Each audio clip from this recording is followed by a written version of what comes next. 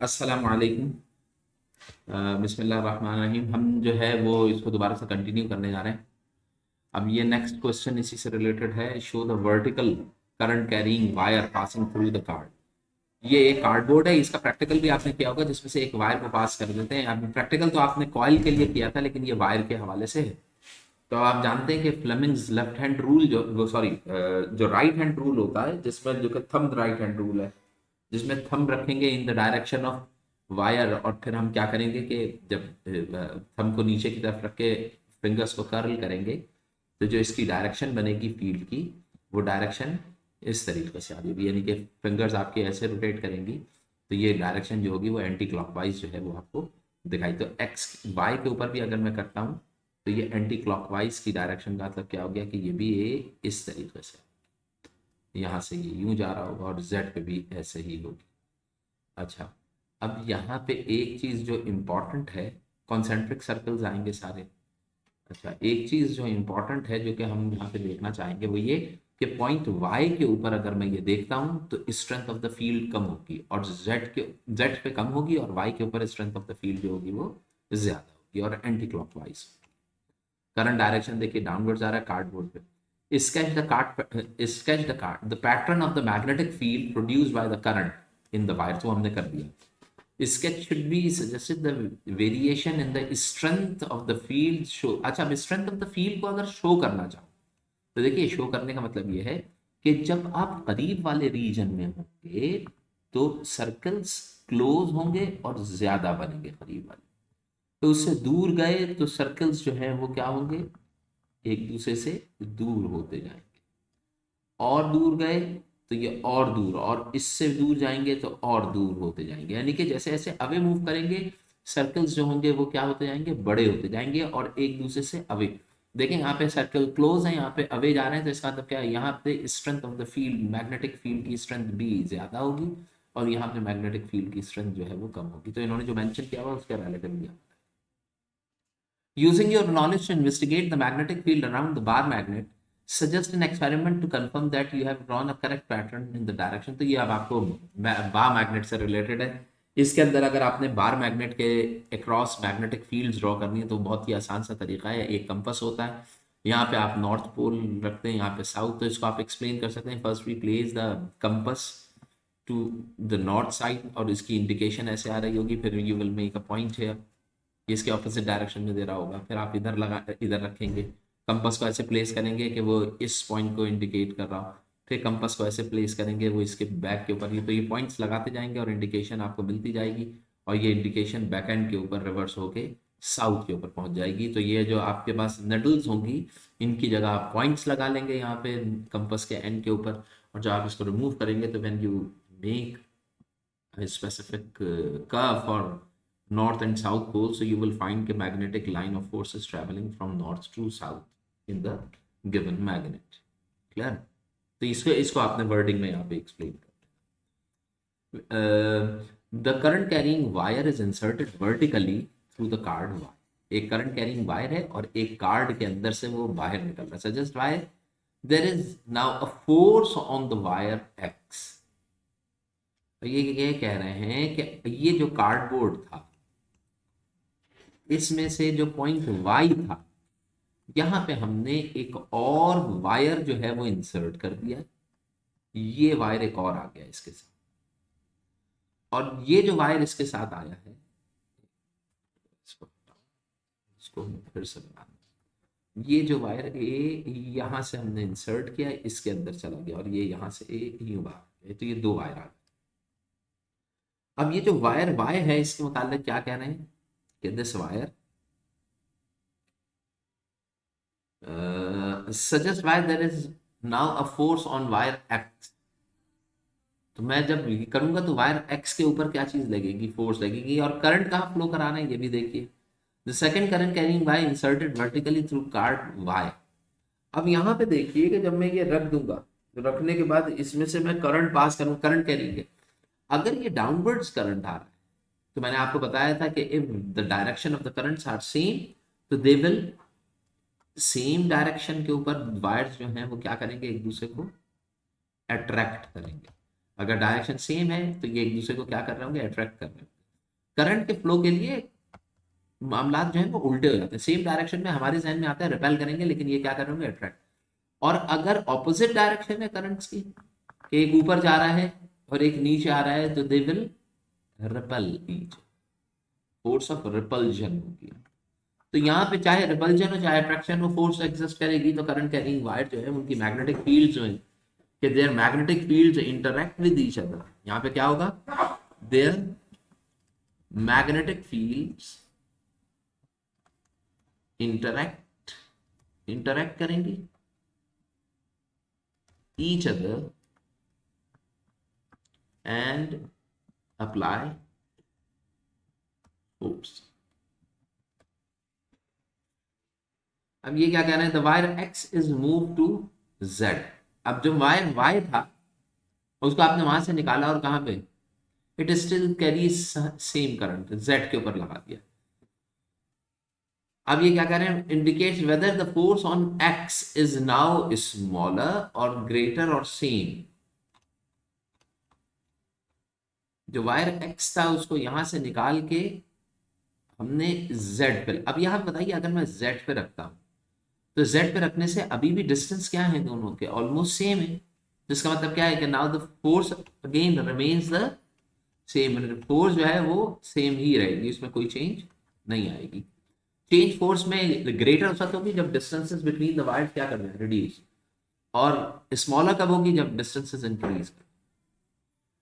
There is an alternating current in the primary coil. शुरू में क्या कह रहे हैं कि प्राइमरी कॉइल में ऑल्टरनेटिंग करंट मौजूद है, ये है प्राइमरी कॉइल।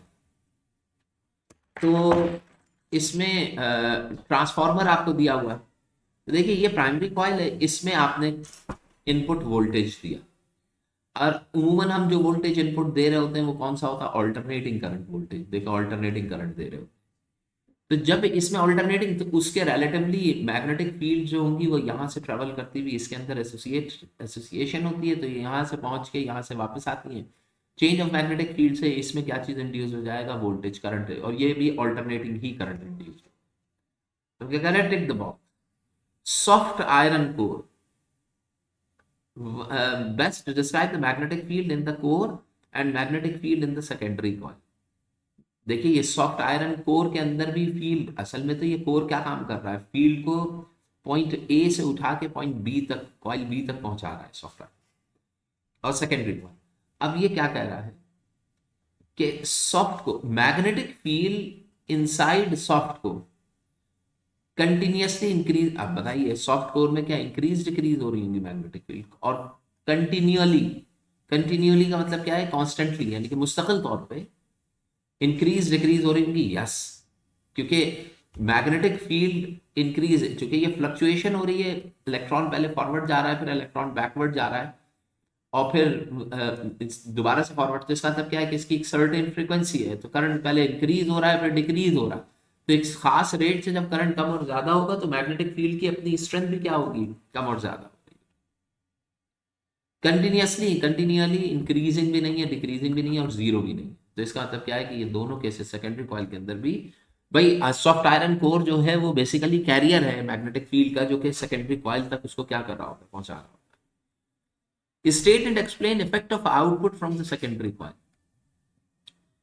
अब बताइए इफेक्ट ऑफ सेकेंडरी कॉइल के आउटपुट के ऊपर क्या इफेक्ट आएगा। अब ये मुझे बताइए कि अगर मैं यहाँ पे वोल्टेज देता हूं, अगर वोल्टेज, इनपुट वोल्टेज लो हो, मेरे पास कम हो, ठीक है, और आउटपुट वोल्टेज ज्यादा आ रहा हो, तो ये स्टेप अप होगा, यानी कि इसने वोल्टेज को क्या कर दिया, इंक्रीज। स्टेप अप में वोल्टेज क्या हो जाता है, वोल्टेज इंक्रीज हो जाता है, जबकि इस, जब वोल्टेज इंक्रीज हो रहा है तो करंट जो होगा वो क्या होगा, डिक्रीज हो जाएगा। ये चीज जहन में रखनी है। स्टेप डाउन अगर है तो उसमें वोल्टेज क्या होगा, डिक्रीज होगा, डाउन है ना, वोल्टेज क्या होगा, डिक्रीज होगा, और करंट जो होगा वो, करंट जो होगा वो इंक्रीज होगा।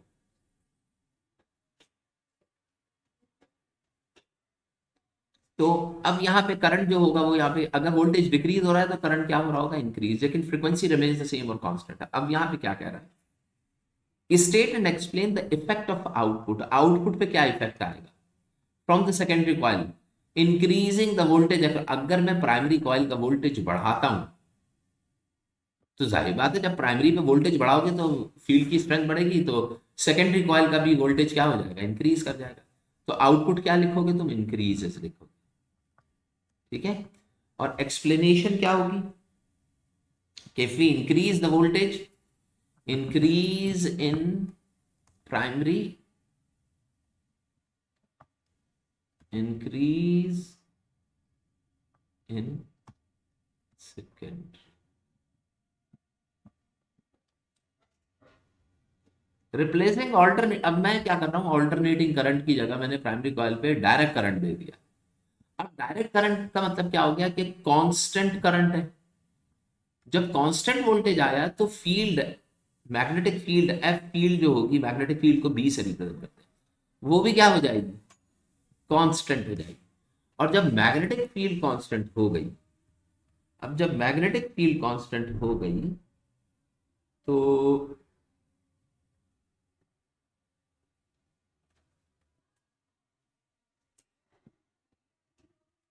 अच्छा, एक मिनट मेरा बेटा इधर से रुकिएगा, मैं फिर इसको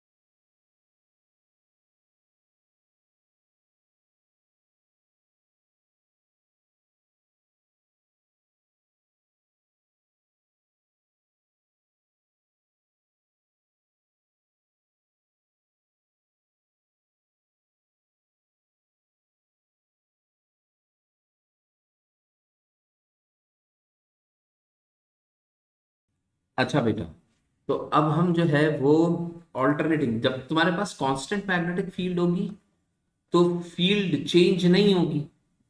जब नो चेंज आया तो इसका मतलब क्या है, नो करंट, तो करंट इंड्यूस्ड नहीं होगा। हाँ, जिस वक्त हम स्विच ऑन करेंगे, स्विच ऑन करेंगे उस वक्त करंट इंक्रीज होगा, और जब हम स्विच ऑफ करेंगे उस वक्त डिक्रीज। इन दोनों टाइमिंग्स पे आपके पास इंड्यूस्ड होगा, डिफ्लेक्शन आएगी, उसके अलावा डिफ्लेक्शन आपको नहीं मिलेगी।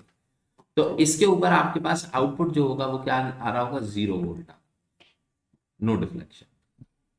एक्सप्लेन क्यों no change in current, no change in field, no change in flux, so no current. Voltage जो होगा, इंड्यूस्ड वोल्टेज जो होगा वो क्या होगा आपके पास, 0। अच्छा, show the cross sectional area of wire carrying current into the plain paper. ये पेपर का आपको बता रहे हैं। अभी बताइए, पेपर के अंदर की तरफ जा रहे हैं, क्रॉस बना हुआ है, इसका मतलब क्या है, current is moving inside the paper. तो जब आप राइट हैंड रूल के थ्रू करेंगे और इनसाइड द पेपर करेंगे, जब आप इसके सर्कल्स बनाएंगे तो यहाँ पे सर्कल जो होगा वो यू बनेगा। अच्छा, सर्कल बनाने के लिए ये चीज ध्यान में रखिएगा कि शुरू के सर्कल क्लोज होंगे, फिर आहिस्ता आहिस्ता ये सर्कल एक दूसरे से क्या होते जाएंगे, दूर होते जाएंगे। अगर मैं इसको ड्रॉ करूं तो अगला सर्कल और ज्यादा फासले पे बनेगा बड़ा, उसके अगला सर्कल और बड़ा, ठीक है। और इन तमाम सर्कल्स की, क्योंकि अंदर जो है इस तरफ स्ट्रेंथ जो है वो ज्यादा है, तो ये इसकी डायरेक्शन क्या हो गई, क्लॉकवाइज। यहाँ पे फील्ड ज्यादा होगी और यहाँ पे फील्ड की स्ट्रेंथ क्या होगी, कम। तो ये इस तरीके से सर्कुलर आपके पास field. Show the part of a model DC motor. DC motor का मतलब क्या है, इसको घुमा रहे हैं with the help of current. Motor में करंट के जरिए आप मोटर को रोटेट करें। अब यहाँ पे देखिए कि ये नॉर्थ टू साउथ पोल है, तो इसका मतलब क्या, मैग्नेटिक फील्ड की डायरेक्शन तो ये हो गई नॉर्थ टू साउथ। ठीक है, ये डायरेक्शन किसकी आई, मैग्नेटिक फील्ड की डायरेक्शन। अब जब मैग्नेटिक फील्ड की डायरेक्शन आपके पास आ गई और इसमें करंट फ्लो कर रहा है from D to C, C to B, B to A, तो आप ये जानते हैं कि बी से ए की जानिब जो वायर जा रहा है दैट इज परपेंडिकुलर, और सी से डी तक परपेंडिकुलर। इन दोनों के अंदर आपके पास फोर्सेस लगेंगी, बाकी जगहों पे फोर्सेस नहीं लगेंगी। Now if current is moving in this direction from D to C, तो Fleming's left hand rule, Fleming's left hand rule लगाएंगे। फिंगर्स को, सॉरी ये मैं गलत कर दिया, north to south, south to north मैंने गलत किया, इसको चेंज करें, माजरत, ये नॉर्थ टू साउथ है, नजर नहीं आता। ठीक है, अब यहाँ पे देखिए, अगर मैं ये वाला साइड देखता हूँ तो मैंने ये चेक करना है कि फोर्स ऊपर लग रही है या नीचे। तो यहाँ पे देखिए current is moving in this direction, नीचे की तरफ, बी से ए की तरफ आ रहा है, तो डायरेक्शन ऑफ फील्ड ये होगी नॉर्थ टू साउथ। मैं आप ये खुद अपने फिंगर से करके देख रहा हूँ। करंट तो आपने बी से ए का है, तो फोर्स जो है यहाँ पे डाउनवर्ड्स डायरेक्शन में अप्लाई होगी। जो फोर्स लग रही है वो कहाँ लग रही है, डाउनवर्ड। जब यहाँ पे डाउनवर्ड्स लग रही है तो इस वाले साइड के ऊपर फोर्स क्या लगेगी, अपवर्ड्स लगेगी। इसका मतलब क्या है कि यहाँ पे अपवर्ड्स लगने का मतलब क्या है कि it rotates in anti clockwise. ये डायरेक्शन जो हमारे पास बन रही है ये क्या है, एंटी क्लॉकवाइज। तो अब ये कह रहा है draw the arrows to show the direction of forces acting on A and B, C and D loop, सही है बना दिया। With the loop in the position show explain why the force A B and C D in the loop rotates about X axis. Explain why forces on A B and C D. आपने ये बताना है कि सिर्फ A B और C D ही rotation में क्यों इस्तेमाल हो रही है। अब यहाँ पे बताइए करंट यहाँ पे जब गुजर रहा होगा तो this force is not taking a part, because force is not applied here. यहाँ पे जो फोर्स हिस्सा से नहीं अप्लाई होगी कि ये वाला हिस्सा जो है एक्सिस ऑफ रोटेशन ही इसका डिफर कर रहा। और दूसरी चीज ये है कि सिर्फ ये दो वो साइड्स हैं जिसके ऊपर फोर्स लगेगी अप एंड डाउन, बाकी ये दोनों फोर्सेस जो होगी वो एक दूसरे को क्या कर देंगी, कैंसिल आउट कर देंगी। ठीक है, यहाँ पे लगने वाली है, और ये फील्ड से पैरेलल भी होंगे, तब यहाँ पे फोर्सेस बीसी और एडी के अंदर अप्लाई नहीं होंगे। The ends X and Y of the loop, loop का एक्स और वाई का एंड है, are connected to the battery by using brushes and split rings commutator. Split ring commutator कहलाता है पूरी स्प्लिट रिंग, और उससे मिलकर, यानी कि यहां से हमने इसको क्या किया, बैटरी से कनेक्ट कर दिया। Instead by split rings are use, split ring commutator क्यों इस्तेमाल हो, तो आप याद करें स्प्लिट रिंग्स कैसे होते थे, ऐसे हाफ रिंग्स होते थे, ऐसे हाफ रिंग्स। और ये हम क्यों हाफ रिंग्स यूज करते थे, क्योंकि in order to get a full deflection, full rotation, अगर मैंने क्या रोटेशन देनी है, full rotation, for full rotation, full rotation के लिए have to change, have to change the direction of current twicely।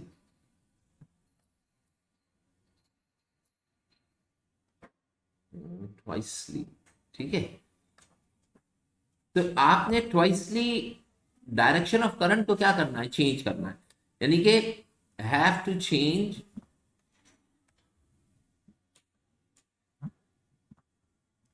For each 180 degree rotation। So in order to achieve this task we will use this type of slip rings। ये इस तरह के हम slip rings जो होते हैं उनको ये ऐसे होते हैं और इसके ऊपर ये ऐसे रोटेट कर रहे हैं। अगला देखें, the AC supply from power station है, जहां से एसी सप्लाई मिल रही है, connected to the primary coil से कनेक्ट किया गया transformer. The secondary coil is connected to the long distant transmission. अब बताइए जो सेकेंडरी कॉइल जो है वो लॉन्ग डिस्टेंट ट्रांसमिशन, इसका मतलब क्या है, वहां पे वोल्टेज बहुत हाई चाहिए, तो कंफर्म हो गया कि ये कौन सा होगा, स्टेप अप होगा। क्योंकि जब आपने दूर दराज इलाके में करंट भेजना हो तो आपने करंट का वोल्टेज जो है ना वो हजारों में नहीं बल्कि लाखों के अंदर आपने क्या करना होता है, बढ़ाना होता है। जब आप वोल्टेज बढ़ाते हैं तो मैक्सिमम डिस्टेंस तक वो इलेक्ट्रिकल एनर्जी जो होती है वो ट्रेवल कर पाती है। तो the output voltage transfer is greater than the input voltage हुआ। Explain how transformer produce the output voltage. तो ये तो how produce the output voltage को आप क्या करेंगे कि सेकेंडरी कॉइल की टर्न्स जो होंगी, जो सेकेंडरी कॉइल होगी, दूसरी कॉइल होगी, उसकी टर्न्स यानी कि आउटपुट की टर्न्स इज मोर देन, यानी कि प्राइमरी से अगर आप ज्यादा कर लेंगे तो इसका मतलब क्या है कि वो स्टेप अप ट्रांसफॉर्म हो। तो ये कॉन्सेप्ट इसके अंदर। फिर आप वही इसके अंदर पहले ये भी लिख लेंगे कि how to produce output voltage. तो उसमें व्हेन वी चेंज, यहाँ पे ये ज्यादा भी रखेंगे और फिर ये भी एक्सप्लेन करेंगे कि if we change the current in the primary coil, the magnetic field associated with the secondary coil is also going to be changed, which changes the flux and that produces the induced EMF in induced voltage in the secondary coil. Here number of turns in the secondary coil is more than the primary coil, तो इसका मतलब क्या हुआ कि we will get more voltage as compared to primary, और voltage increaser के तौर पे। the energy, वो energy losses in the transmission cable, and जब मैं ट्रांसमिशन केबल से ट्रांसमिट करता हूँ, जब बड़े केबलों से इलेक्ट्रिसिटी को या इलेक्ट्रिकल एनर्जी को जब ट्रांसमिट किया जाता है तो उसमें कुछ एनर्जी लॉसेस भी होते हैं। यानी कि आप जानते हैं कि अगर मैं किसी तार में से करंट को पास कर रहा हूँ तो मेरी ख्वाहिश ये होगी कि जितना करंट मैंने तार के पहले सिरे पे दिया है आखिरी में भी उतना ही पहुंचे। लेकिन जब तार में ट्रेवल करता है करंट तो इसमें बड़े मसले मसाइल आते हैं। एक तो ट्रेवल करते हुए कार के अंदर खुद ब खुद क्या प्रोड्यूस हो जाती है, हीट प्रोड्यूस होने लगती है। वो हीट जो होती है वो करंट को आगे जाने से रोकती है। तो इसका मतलब क्या है, रेजिस्टेंस की वजह से ये heat as a loss of energy की फॉर्म में क्या हो जाती है, बाहर निकल। यानी कि तार अगर गर्म हो रहा है तो इसका मतलब क्या है, आपकी इनपुट एनर्जी जाया जा रही है। बिल्कुल ऐसे ही जैसे कि एक नलके पे अगर आप पाइप लगा दें, एक नलके पे अगर आप पाइप लगा दें और पाइप के अंदर सुराख कर दें तो दूसरे एंड पे पानी पहुंचेगा तो, लेकिन पानी का ज़या जो होगा वो बहुत ज्यादा होगा। तो explain why the energy losses become greater when the length of transmission cable is greater। बताइए, जब लेंथ ऑफ ट्रांसमिशन केबल ज्यादा करूंगा तो अंडरस्टूड है मोर लेंथ, जितनी ज्यादा लेंथ होगी उतनी ज्यादा केबल्स क्या ऑफर करेगी, ऑफर मोर रेजिस्टेंस। तो इसका मतलब क्या है कि वो रेजिस्टेंस, जितनी लंबी केबल होगी रेजिस्टेंस उतनी ज्यादा ऑफर होगी, तो पावर लॉस के चांसेस उतने ही बढ़ जाएंगे। Advantages and disadvantages in transmission cable of greater cross section. अब अगर मैंने केबल का क्रॉस सेक्शन एरिया बढ़ा दिया है, मोटी केबल यूज कर लिया पतली के बजाय, तो मोटी केबल होगी तो इसकी रेजिस्टेंस आप जानते हैं कि if we increase the cross section area resistance is going to be reduced. तो कम होने की वजह से क्या होगा कि ट्रांसमिशन आपके पास विदाउट एनी पावर लॉस जो है वो आपको क्या मिल रही होगी, नो लॉस होगा if we are increasing the cross section area.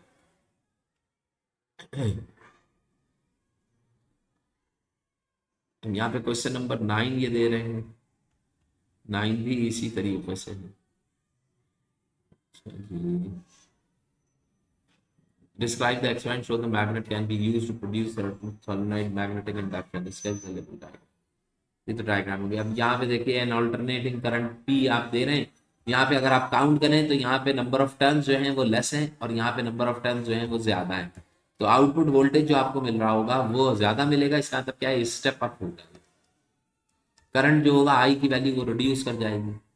अच्छा, state what happened to the inner core the resulting results of the alternating current in. Inner core में क्या होगा, इनर कोर के अंदर when we pass the current in primary coil magnetic field is induced. Magnetic field जो होगी वो पहले produce होगी, डेवलप होगी, इंड्यूस्ड होगी। कहां पे, मैग्नेटिक फील्ड पहले इंड्यूस्ड होगी और रीचेस कहां पहुंचेगी, reaches to the secondary coil. Secondary coil through किसके जरिए आएगी, थ्रू आयरन कोर। जो आयरन कोर है, सॉफ्ट कोर है, उसके थ्रू जो आपके पास कॉइल जो है वो पहुंच जाएगी। कॉइल जो है ना वो पहुंच जाएगी। अब ये कह रहे हैं walk next to the correct option of current in S. तो हायर फ्रीक्वेंसी करंट, देखिए फ्रीक्वेंसी हमेशा क्या रहेगी, क्योंकि जिस फ्रीक्वेंसी से प्राइमरी में आप चेंज करेंगे सेकेंडरी में भी उसी फ्रीक्वेंसी से चेंज होकर मिलेगा। तो फ्रीक्वेंसी की सेम नहीं होगी, फ्रीक्वेंसी सेम होगी, हायर नहीं होगी, लोअर भी नहीं होगी। रेक्टिफाइड डायरेक्ट करंट का मतलब क्या है कि अगर 5 वोल्ट आ रहा है, रेक्टिफाई हो जाने का मतलब क्या है कि 5 वोल्ट को 50 वोल्ट कर दिया जाए, इंक्रीज कर दिया जाए उसकी वैल्यू, लेकिन कांस्टेंट। कांस्टेंट तो इसमें से कोई रेक्टिफिकेशन, कोई डीसी ये सब नहीं हो रही। तो एक coil P has 50 turns, number of turns primary के कितने हैं, 50 हैं।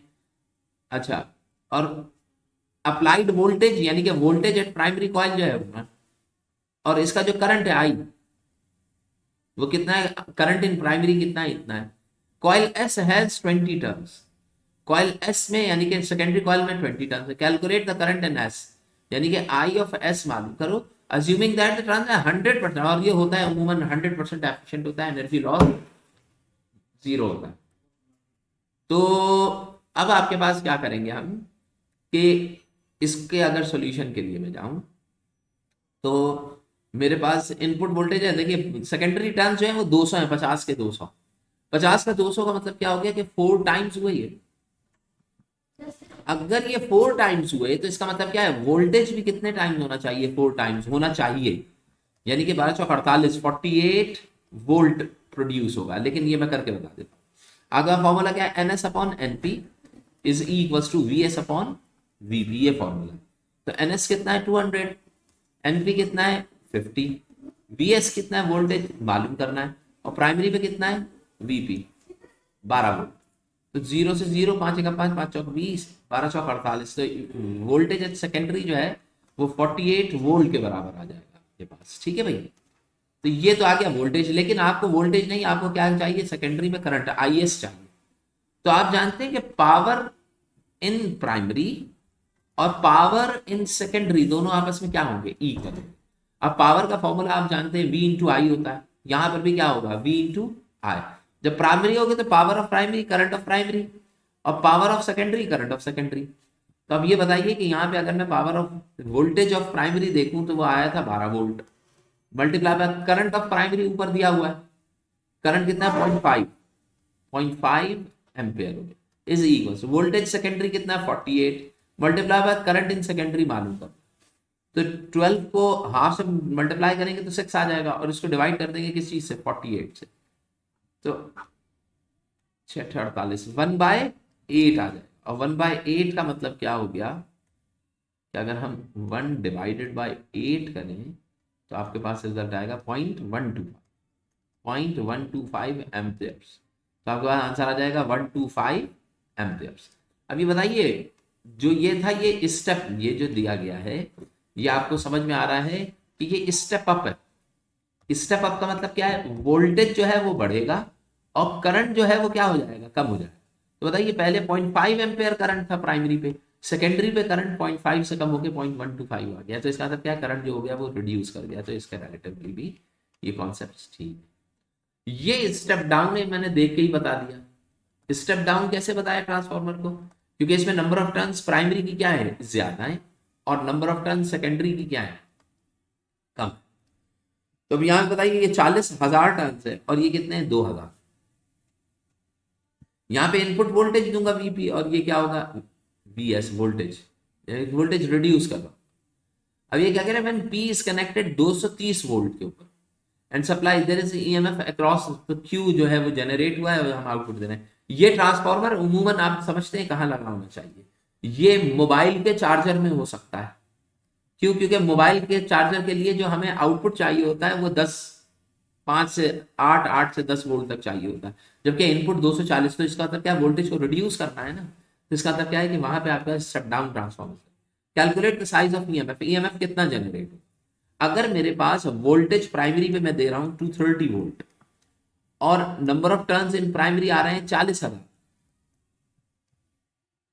वोल्टेज इन सेकेंडरी आ रहे हैं 2,000, तो अब आप बताइए, N S upon N P is equal to V S over V P. तो अब आप यहां से रख के अगर आप कैलकुलेट करेंगे तो N S upon N P यानी कि 2000 over 4000, 40,000 is equal to V S मालूम करना है, वीपी कितना है 230। तो अब आप ये 3 जीरो से ये 3 जीरो कैंसिल हो जाएंगे, 230 40, 460/40, ये आ जाएगा वोल्टेज, और 460/40 कितना, 460 डिवाइडेड बाय 40, 11.5 आएगा। वोल्टेज एट सेकेंडरी कितना आ गया? 11.5। तो अब आप बताओ इनपुट वोल्टेज कितना दे रहे थे आप? 240 वोल्ट, और आपको आउटपुट कितना मिल रहा है? 11.5। तो ये स्टेप डाउन होगा, ये इससे आप फिर मोबाइल चार्ज करेंगे। तो ईएमएफ इंड्यूस जो होगा वो 11.5 वोल्ट होगा, ईएमएफ की यूनिट होगी। Explain how this EMF generated. तो ये दोबारा से आप वही लिख लेंगे कि change in the primary coil current changes the magnetic field produced by the primary coil current. It travels through the soft iron core, reaches to the secondary coil. The change of the magnetic field changes the flux of the secondary coil, which induces current in the secondary coil. तो ये आप mark कर सकते हैं। Solenoid is connected to the battery. अच्छा भाई, यार ये बहुत ज्यादा हो गया मेरे ख्याल में इसका।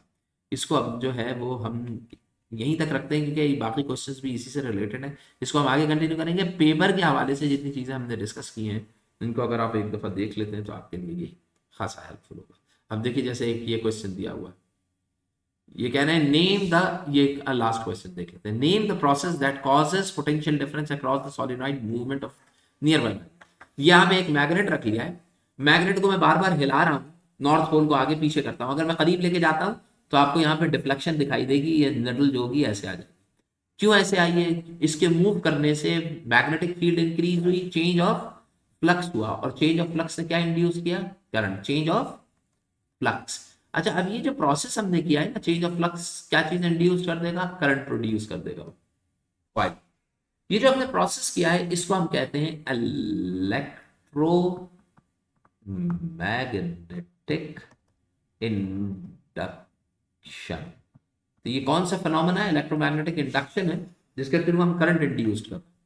अब देखो इसके बाद हम क्या करते हैं, अब ये कह रहे हैं magnet is pushed into the solenoid and then brought to the rest with the north pole just inside the solenoid. यानी कि मैं इसको अंदर लेके गया हूं, और ले जाने के बाद यहाँ अपने अंदर पहुंच के मैंने ये नॉर्थ पोल इधर आ गया, साउथ इधर आ गया, और फिर ये किस में आ गया? रेस्ट में आ गया। अब ये कह रहे हैं जब मैंने इसे रेस्ट में रख दिया, describe the movement of pointer. जब मैं अंदर ला रहा हूंगा तो जैसे जैसे अंदर दाखिल होगा डिफ्लेक्शन लेफ्ट आएगी, लेकिन जब मैं इसे रेस्ट में करूंगा, यानी कि when magnet enters, deflection is there, at rest no deflection, क्योंकि मैग्नेटिक फील्ड कांस्टेंट हो जाएगी, चेंज ऑफ फील्ड जीरो हो जाएगी, तो constant. Magnet is now pulled to the left out of the solenoid the higher speed than it. अब जो है उसको बाहर निकाला जा रहा है आगे की तरफ से, लेकिन उसकी स्पीड को क्या रखा है? तो इसका मतलब क्या हो गया? More speed, more change in flux, more current induced. ठीक है, तो बस हम इसको ना यहीं तक रखते हैं, क्योंकि बहुत ज्यादा चले।